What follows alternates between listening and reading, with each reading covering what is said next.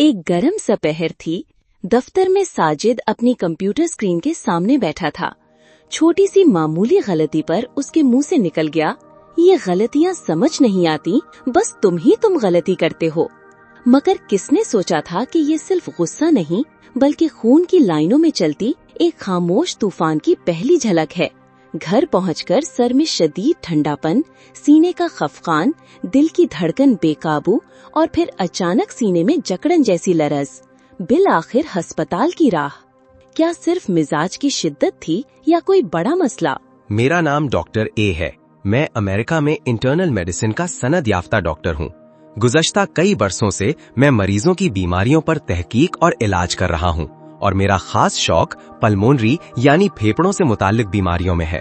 मेरा बुनियादी मकसद ये है कि मैं आप तक सच्चाई पर मबनी, सादा और आम फहम जबान में मुस्तनद तिब्बी मालूमात पहुँचाऊँ।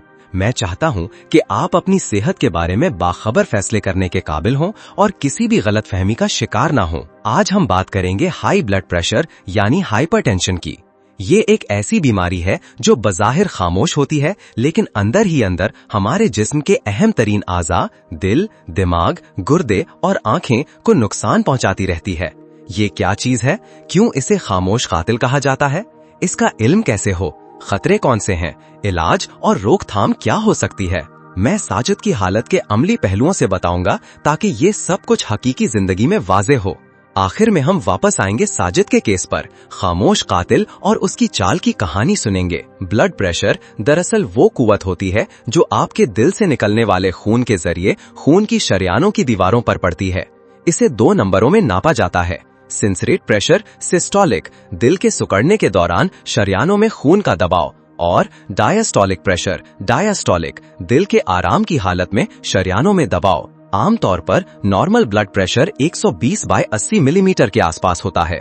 अगर ये 2 नंबर मुसलसल मयारी हदूद से ऊपर रहते हैं यानी 130/80 या इससे ज्यादा, तो इसे हाई ब्लड प्रेशर या हाइपरटेंशन कहा जाता है। ये हालत उस वक्त पैदा होती है जब शरियानों की अंदरूनी दीवारें सख्त और तंग हो जाती हैं या जिस्म में खून की मिकदार किसी वजह से बढ़ जाती है। नतीजे के तौर पर दिल को ज्यादा जोर लगाकर खून पंप करना पड़ता है। ये दबाव वक्त के साथ दिल को कमजोर कर सकता है और दीगर आज़ा को नुकसान पहुंचा सकता है। शरियानों का सिकुड़ा हुआ रद्द-ए-अमल, वाज़ोकंस्ट्रिक्शन, जिस्म में पानी या नमक का जमा होना, हार्मोनी अदम तवाजुन और आसाबी निजाम की ज्यादती, और ये सब अवामिल इस बीमारी को जन्म देते हैं या बिगाड़ते हैं। ज्यादातर अफराद को इस बीमारी का अंदाजा नहीं होता क्योंकि शुरू में कोई वाज़े अलामात नहीं होती, लेकिन जब ब्लड प्रेशर बहुत ज्यादा हो जाए तब ये अलामात जाहिर हो सकती हैं।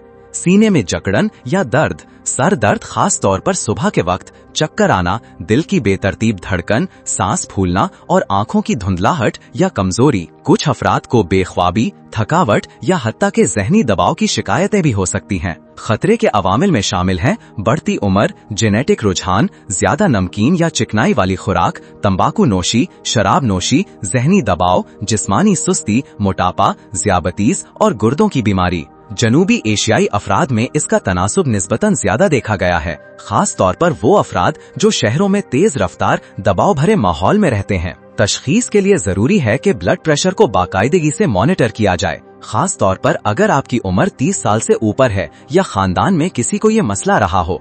एक बार की पैमाइश काफी नहीं, कम से कम 2 से 3 मुख्तलिफ मौकों पर बीपी चेक किया जाए। इजाफी टेस्ट जैसे खून, पेशाब, ईसीजी, एको और रेटिनल एग्जाम मरीज की उमूमी सेहत और हाई ब्लड प्रेशर के असरात का जायजा लेने में मदद करते हैं। इलाज में सबसे पहला कदम है जिंदगी के तर्ज में तब्दीली। मुतवाजिन ग़िज़ा, नमक का इस्तेमाल महदूद करना, बाकायदा वर्जिश, तंबाकू और शराब से परहेज, वजन में कमी और जहनी दबाव का बेहतर इंतजाम। अगर ये इकदामात काफी ना हो तो अद्वियात की मदद ली जाती है। अद्वियात में S inhibitors, ARBs, calcium channel blockers, diuretics और बीटा ब्लॉकर्स शामिल हैं।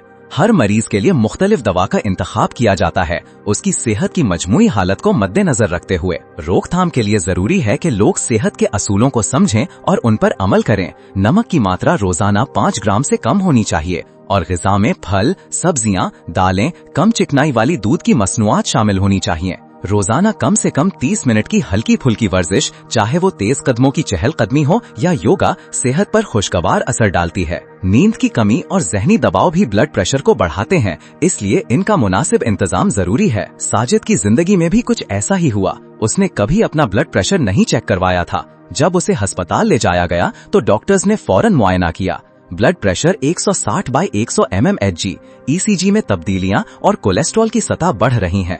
साजिद को स्टेज 2 हाइपरटेंशन की तशखीस हुई। डॉक्टर्स ने फौरन दवा दी और साथ ही जिंदगी के तर्ज में तब्दीली की सख्त हिदायत दी। उसने अपनी ग़िज़ा में नमक कम किया, फास्ट फूड और मीठे मशरूबात छोड़ दिए, रोजाना चहलकदमी शुरू की, योगा की क्लासें लीं और नींद के मामूलात को बेहतर बनाया। 6 हफ्तों के अंदर उसका ब्लड प्रेशर 130/85 mmHg तक आ गया और वो खुद को ज्यादा पुरसुकून, चाको चौबंद महसूस करने लगा। हाइपरटेंशन सिर्फ एक अददी तशखीस नहीं, बल्कि ये एक अनबार है कि आपकी जिंदगी के कई पहलू, ग़िज़ा, वर्जिश, नींद, ज़हनी सुकून आपकी सेहत को चैलेंज कर रहे हैं।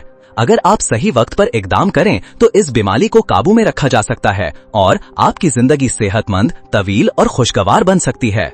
अगर आपने ये मालूमात मुफीद पाई तो बराए करम इस वीडियो को लाइक करें, दूसरों के साथ शेयर करें और द वेलनेस डॉक को सब्सक्राइब करना ना भूलें। बेल आइकन जरूर दबाएं ताकि हमारी अगली वीडियो आते ही आपको फौरन इत्तला मिल सके। हम पूरी मेहनत से आपके लिए सच पर मबनी, साइंटिफिक तहकीक से साबित शुदा मालूमात ला रहे हैं जिन पर आप एतमाद कर सकते हैं।